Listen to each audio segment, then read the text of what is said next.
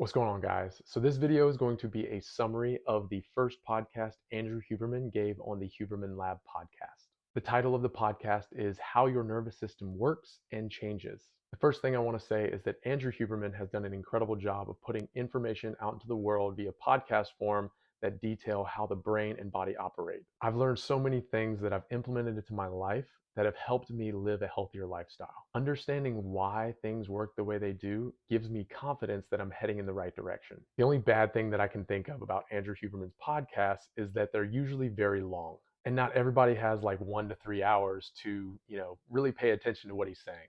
So I'm making these summary videos so that people can still get very useful information from his podcast in under like 5 minutes. So here we go. The top 5 takeaways that I got from Andrew Huberman's first podcast. Number 1, your nervous system is a continuous loop between your brain, spinal cord, and body, and then your body to your spinal cord and brain. We can't separate them if you want them to function properly. This nervous system loop allows you to deploy immune cells when you're in the presence of infection. Most people just think it's your immune system reacting to the infection, but it's actually your nervous system telling your organs to release killer cells to go hunt down bacterial and viral invaders and gobble them up. Your nervous system drives the ship. Between the 1800s and 1900s, it was believed that our nervous system was just one giant cell. We've come a long way. Number 2, neurons were first discovered in the brain in the early 1900s. Some very important events happened in our history that gave us insight into how the nervous system works. Sadly, one of the most important events that happened was World War I. During World War I, there were some changes in artillery. Bullets. Unlike previous wars where exit wounds were very large, in World War I, it was the first war where exit wounds were smaller and more discreet. Sorry for this visual, but bullets would go into the brain and body and then exit without causing too much damage, and this would allow the scientists to do useful research.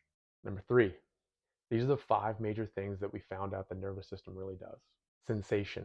Our entire experience of life is filtered through what we call sensory receptors. Perception.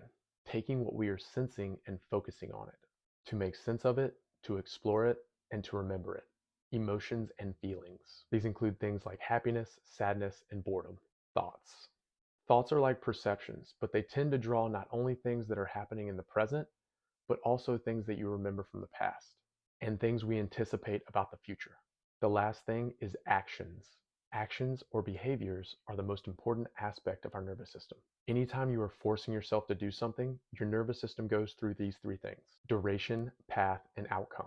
Duration is how long something is going to take. Path is what you should be doing, and outcome is what could happen. So to give you a quick example, think about going to high school. The duration will be 4 years. The path should be making good grades and maybe playing sports, and the outcome is going to be a high school diploma after 4 years. Anything that we do in life, our nervous system is constantly going through that loop. Duration, path, and outcome. Kinda cool. On to the 4th takeaway. There is a certain category of chemicals that have a profound effect on our emotional states. They're called neuromodulators, and they have names that you've probably heard of before: dopamine, serotonin, acetylcholine, and epinephrine. Dopamine is highly involved with reward and pursuit.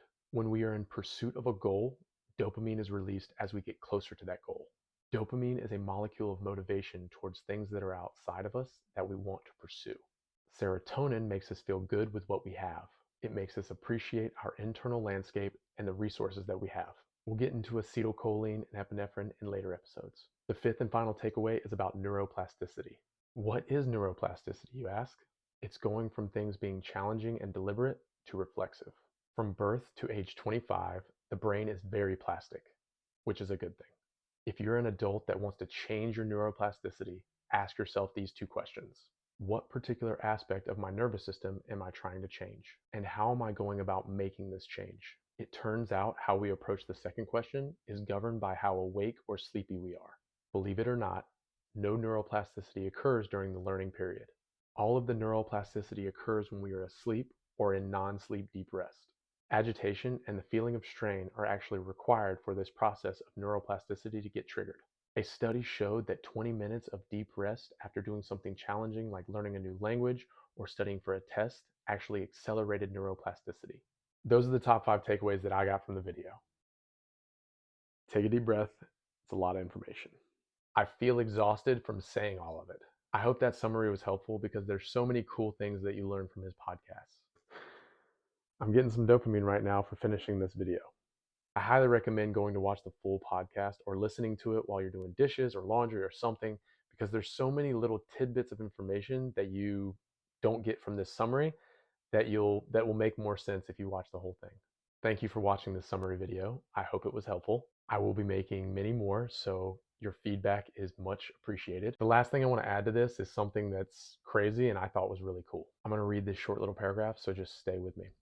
There are turtles and certain species of birds that migrate long distances that can detect magnetic fields because they have neurons in their nose and head that allow them to migrate along magnetic fields in order to go from one particular location in the ocean thousands of miles away to all aggregate on one particular beach at one particular time of year so that they can mate, lay eggs, and then wander back off into the sea to die.